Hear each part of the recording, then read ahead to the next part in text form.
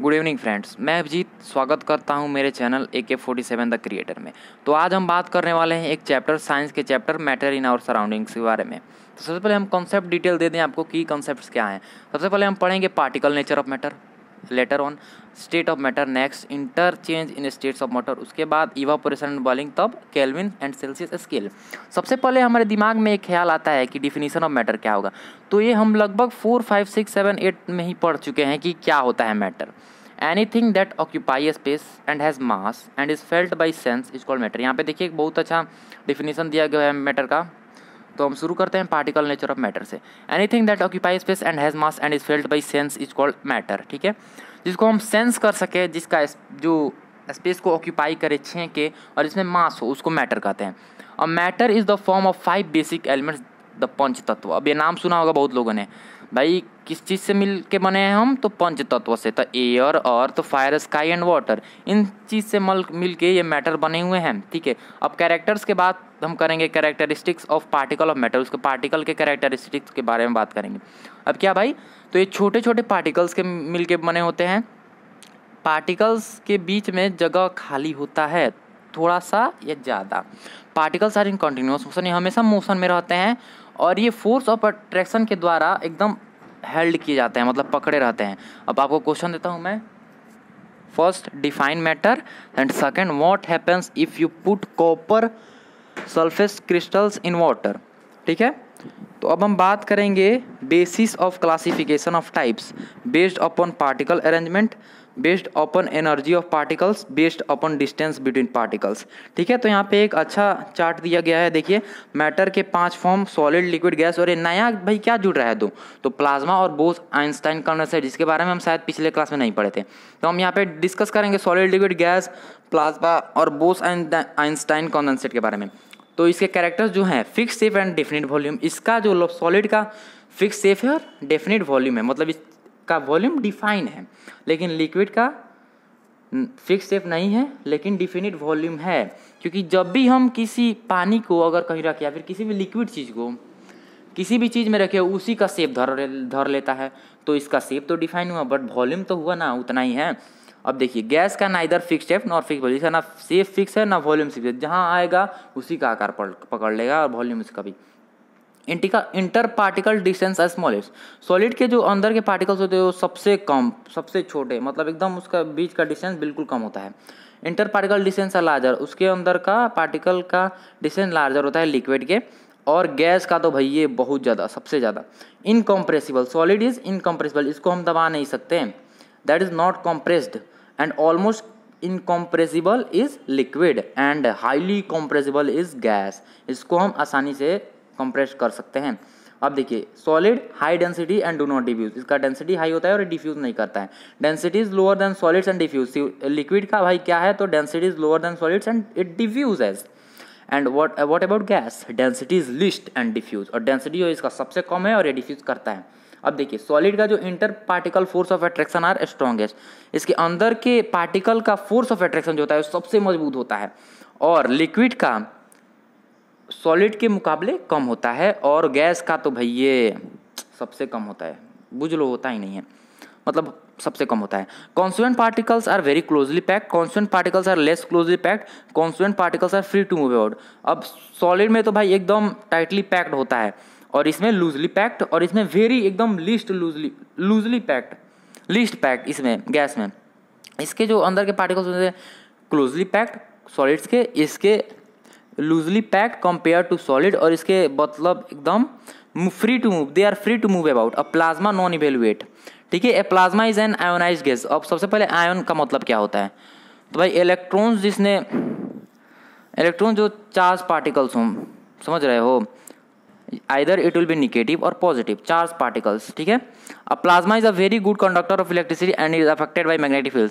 जो प्लाज्मा है वो बहुत अच्छा कंडक्टर है इलेक्ट्रिसिटी का, और ये किससे अफेक्टेड है, मैग्नेटिक फील्ड। और मैग्नेटिक फील्ड से क्यों अफेक्टेड है, क्योंकि ये आयन से बना हुआ है, compose of ion electrically charge particles, either it will B negative और positive.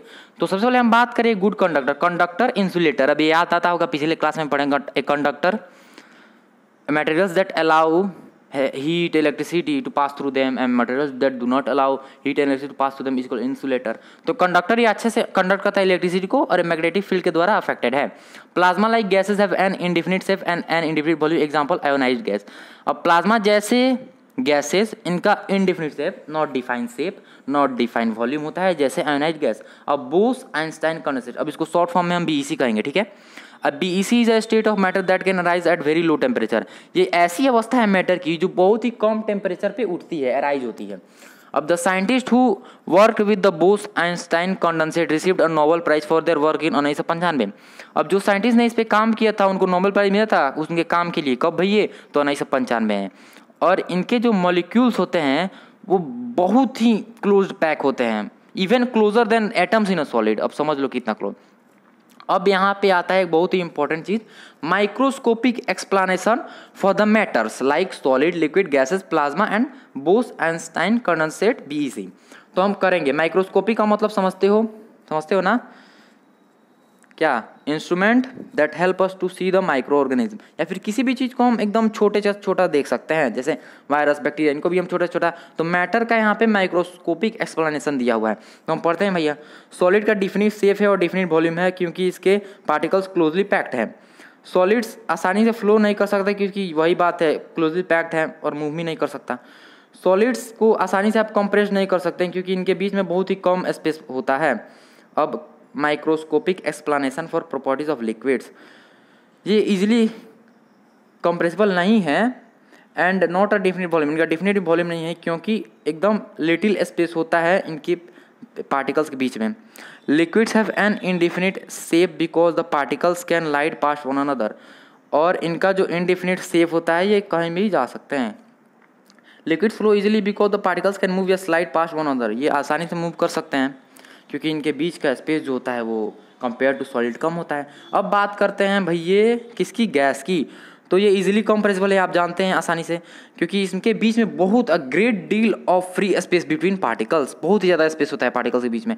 Gases flow very easily because the particles randomly move pass on the, ये आसानी से फ्लो करते हैं क्यों? क्योंकि इनके बीच के पार्टिकल्स जो होते हैं आसानी से मूव करते हैं, रैंडम मूव करते हैं। Gases have an indefinite shape and an indefinite volume because the particles can move pass on other.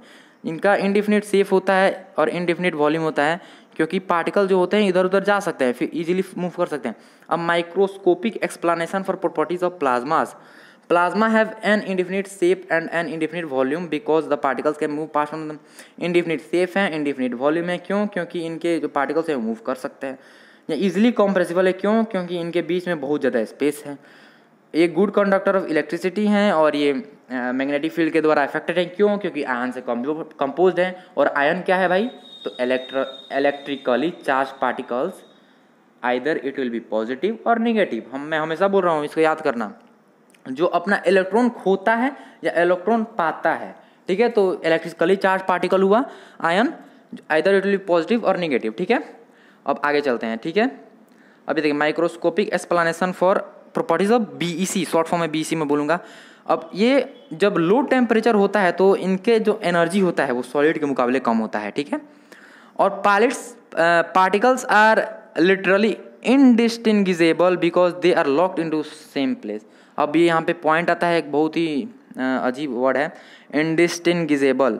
अब इनडिस्टिंग्विशेबल मतलब क्या होता है? जिसका हम डिफ्रेंशिएट नहीं कर सकते हैं, a thing which cannot be differentiated. तो ये है वो बीईसी, ठीक है?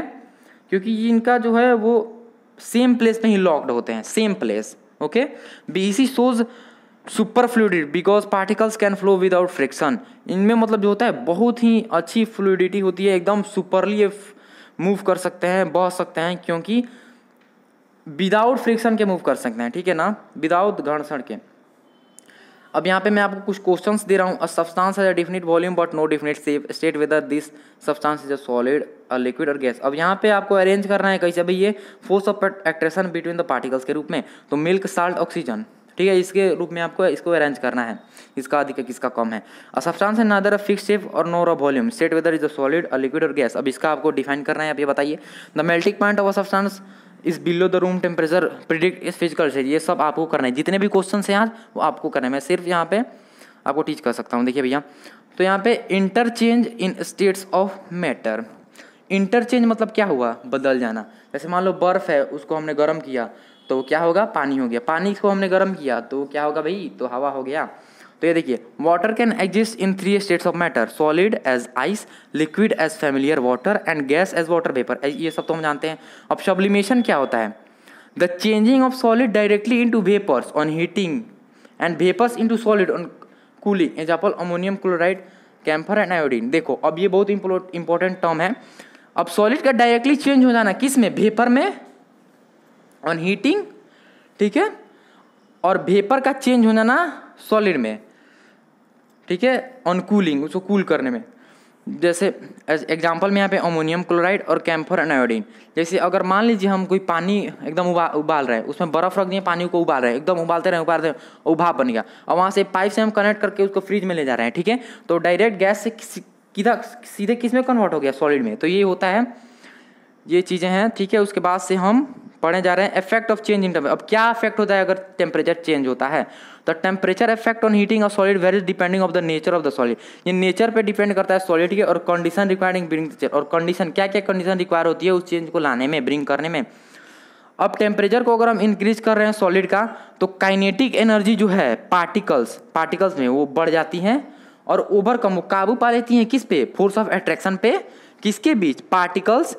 There by solid melts and is converted to liquid, और सॉलिड मेल्ट कर जाता है और लिक्विड में कन्वर्ट हो जाता है। ये समझ गए।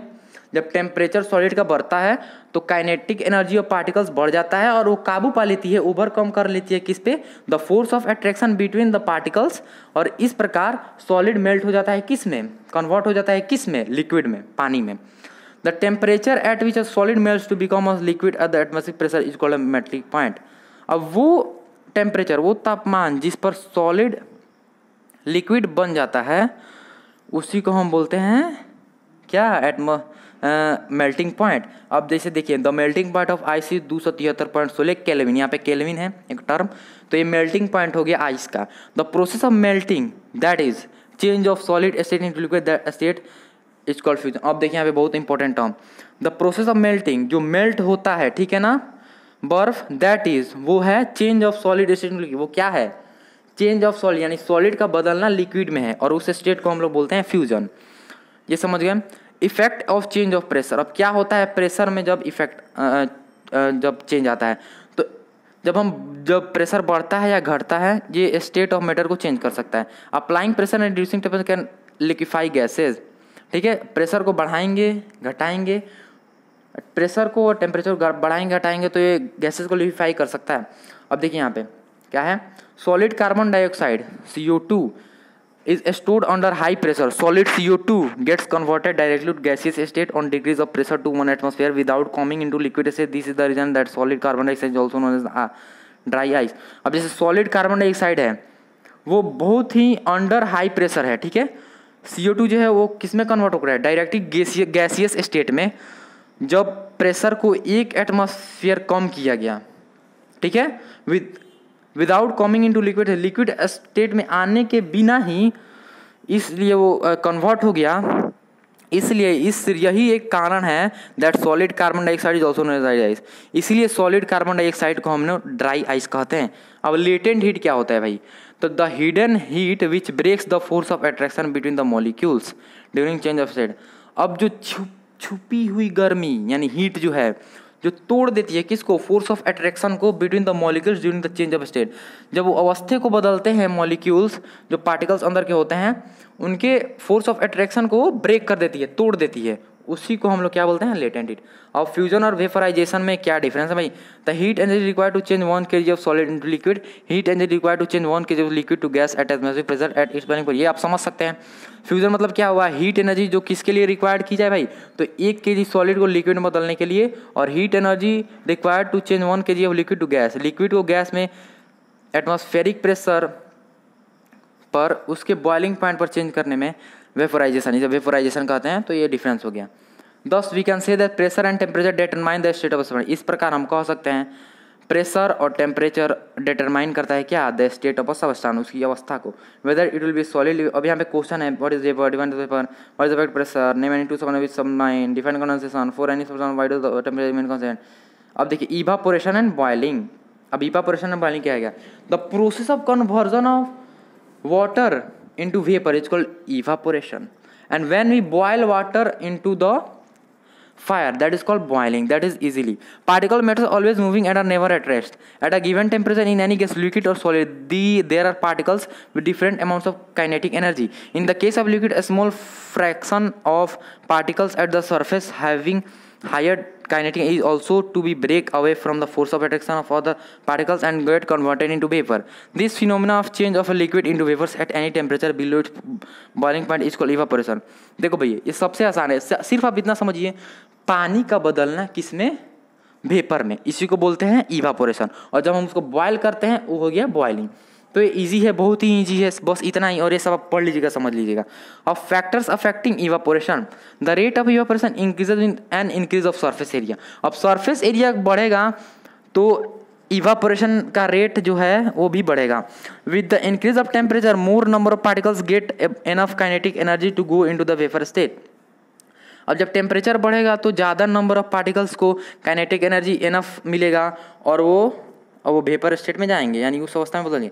ह्यूमिडिटी, अब देखिए ये humidity is the amount of water vapour present in year. अब ये क्या है, ह्यूमिडिटी क्या है, ह्यूमिडिटी वो अमाउंट है, amount of water present air में, present amount of water vapour जो प्रेजेंट है उसी को बोलते हैं humidity. The air around us can not hold more than a definite amount of water vapour at given temperature. जो air है हमारे चारों तरफ वो एक definite amount of water vapour से अधिक होल्ड नहीं कर सकता, वो गिवन टेम्परेचर जो है उसमें। If the amount of water in air is already high, अगर उसमें हाई है एयर वाटर, ठीक है, the rate of evaporation decrease है, तो इवापोरेशन जो होगा वो घट जाएगा।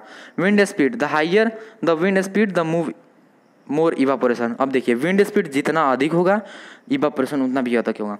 Evaporation causes cooling, the particles of liquid absorb energy from surrounding to regain the energy lost during evaporation. अब इवापोरेशन के चलते क्या होता है, कूलिंग होता है, ठंडी होती है ना। आप कभी पानी लीजिएगा तो ऊपर जब पूरा चल जाए ना तो ऊपर हाथ लीजिएगा पूरा, वहाँ पे एकदम ठंडा ठंडा लगेगा। तो ये क्या हो गया, उसमें particles of solid observe energy को ऑब्जर्व करता है सराउंडिंग से, चारों तरफ के क्षेत्र से, रीजन से, जो एनर्जी लॉस्ट है ड्यूरिंग इवापोरेशन। ठीक है, अब इवापोरेशन वर्सेस बॉइलिंग, वाह क्या बात है, इवापोरेशन वर्सेस बॉइलिंग, ऐसा सुना था, देखिए पढ़िए। Boiling is a bulk phenomena, particles from the bulk of the liquid change into vapour. अब जितना भी ये फिनोमिना है पूरा का फिनोमिना है बॉइलिंग मतलब पूरा का फिनोमिना, यानी पूरा को हम आप गर्म कर रहे हैं, पूरा को गर्म करेंगे और पूरा वो लिक्विड स्टेट में चेंज होगा। Evaporation is a surface phenomena, particles from the surface gain enough energy to overcome the force of attraction present in the liquid and the change in vapour state. अब ये surface phenomena है, particles from surface, particle जो है surface पर वो gain enough energy को gain करते हैं और वो काबू पा लेते हैं फोर्स ऑफ अट्रैक्शन पर प्रेजेंट इन द लिक्विड, जो लिक्विड में प्रेजेंट है, और बदल जाते हैं वेपर स्टेट में। तो ये आप पढ़ लीजिएगा, अच्छे से समझ लीजिएगा। अब यहाँ पे क्वेश्चन है, which is the slow process evaporation of boiling. ठीक है, state the effect of surface area on rate of evaporation, why are we able to sip hot tea faster from saucer rather than from a cup. ये आप पढ़ लीजिएगा। अब आता है भैया का, तो Kelvin and Celsius scale. Kelvin is the SI unit of temperature. 0 degree Celsius equal to 273.16 Kelvin. We take 0 degree Celsius equal to 273 K. ये देखिए बहुत इंपॉर्टेंट है, केल्विन और सेल्सियस हम 3 स्केल पढ़ते हैं मेनली, मैंने पढ़ा है, मतलब केल्विन, सेल्सियस, फ़ारेनहाइट, और शायद होता है कुछ, मैं उसके बारे में उतना अथी नहीं है, जानकारी नहीं है। तो 0 डिग्री सेल्सियस होता है वो कितना, बराबर 273.16 के। और ईजी में आपको एक फॉर्मूला दूँ, क्या होता है इसका, F-32/180 is equal to C/100 is equal to K-273/100। C/100 is equal to F-32/180 is equal to K-273/100। इसको आप कर लेते हैं तो आप किसी को किसी में कन्वर्ट कर सकते हैं। ठीक है, SI unit of temperature is Kelvin. यहाँ पे देख लीजिए, T into K equal to T into degree Celsius plus 273, ये निकालने का फॉर्मूला एक और है।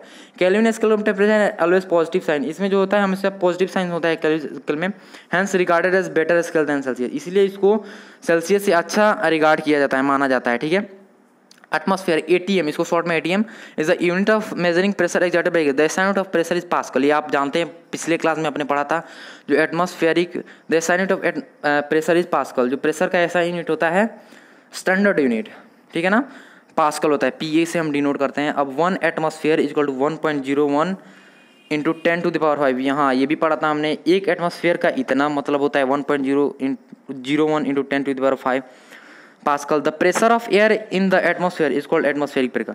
अब जो एयर का प्रेशर होता है, ठीक है ना, एटमॉस्फेयर में, उसी को हम बोलते हैं एटमॉस्फेयर। अब एटमॉस्फेयर क्या होता है? Atmosphere is the envelope of air that surrounds the whole world, ठीक है, इसको बोलते हैं हम एटमॉस्फेयर, ठीक है। The atmospheric pressure at sea level is 1 atmosphere and is taken as the normal atmospheric pressure. जो एटमॉस्फेरिक प्रेशर होता है सी लेवल पर 1 ATM होता है, 1 यानी 1.01 इंटू 10⁵ पास्कल, वही ना।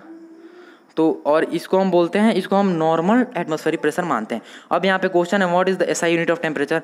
Kelvin scale of temperature is regarded as better scale than Celsius. Y?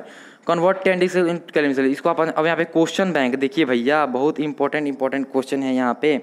ये देखिए क्या क्या है, define latent heat of vaporization. अब एक्सप्लेन किए टेम्परेचर में क्यों कांस्टेंट रहता है during the change of any substance. Define sublimation with example. Do we sweat more one day? तो ये जितने भी यहाँ पे क्वेश्चन है, ये देखिए 2 मार्क्स 3 मार्क्स 5 मार्क्स, ये बहुत ही इंपॉर्टेंट है। अब मैं आपको कर रहा हूँ ये पढ़ाई के बारे में कुछ। देखिए सर, तो पढ़ाई दो तरफ से लोग करते हैं, एक जो है वो पूरा रट्टा मारते हैं और एक जो है लर्न करते हैं। हम कुछ लोग मेमोराइज़ करते हैं, कुछ लोग लर्न करें। मेमोराइज मतलब सिर्फ रट्टा मार रहे हो देख के, एग्जाम में फर्स्ट ला रहे हो, तो कब तक एग्जाम में फर्स्ट आओगे? 9th क्लास तक बस, स्कूल में जब तक हो। लेकिन बाद में जब कॉम्पिटिटिव एग्जाम्स होंगे, बोर्ड्स होंगे, तो उसमें दिक्कत हो जाएगा। इसीलिए लर्न कीजिए। साइंस जो है, ग्रामर है, मैथमेटिक्स है, और भी चीज़ें हैं वो ये रटी नहीं जाती, समझी जाती हैं। तो आप लर्न कीजिए, आप सुनिए, दूसरों से सुनिए, मुझसे सुनिए, जिससे आपको अच्छा मिलता है ले लीजिए, समझ लीजिए और ऐसा कर दीजिए कि मतलब आप खुद से उसका आंसर तैयार कर ले और खुद ही से समझ आ जाए और आप आंसर दे सके। तो ये होती है असली पढ़ाई। तो मैं आपको यही बोलना चाहूँगा भैया कि ये कर लीजिएगा। अब यहाँ पे क्या एक्सपेक्ट किया जा रहा है आपको जानने के लिए? Particle nature of matter, all 5 state of matter and their behaviour, inter conversion of states of matter, latent heat, conversion between kelvin scale and Celsius scale. अब भाई मुद्दे की बात करते हैं।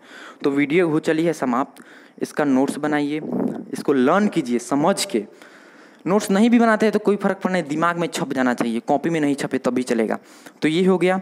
अब तो भाई हम तो हैं भाई स्वार्थी आदमी, ये जग स्वार्थी, हम भी स्वार्थी। तो यहाँ पर इस वीडियो के सहारे ना, ये वीडियो बड़ी दिल से बनाया है सर, तो ये वीडियो के सहारे मैंने अपना दिल रख दिया यहाँ पे यूट्यूब के वीडियो पे, ठीक है। और आप उस दिल को शेयर कीजिए ताकि दूसरे देखें और उनको अच्छा लगे, और दिल से दिल मिलेगा तो प्यार हो जाएगा, भारत में प्यार हो जाएगा, हमारे दोस्तों से प्यार हो जाएगा।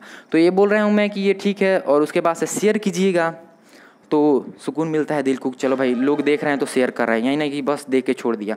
सब्सक्राइब करोगे तो भाई और मैं वीडियोस बनाऊंगा, कमेंट करोगे तो दिमाग की बत्ती जलेगी और समझ में आएगा कि हाँ और क्या क्या करना है, क्या क्या सुधारना है। तो कमेंट करो यार, ये मेरी पहली ऐसी वीडियो है जिसमें मैं ऐसे पढ़ा रहा हूँ, ठीक है। तो चलो यार, लाइक शेयर सब्सक्राइब कमेंट जो भी करना है कर देना अगर अच्छी लगी हो video. Thank you guys, love you guys, love you so much.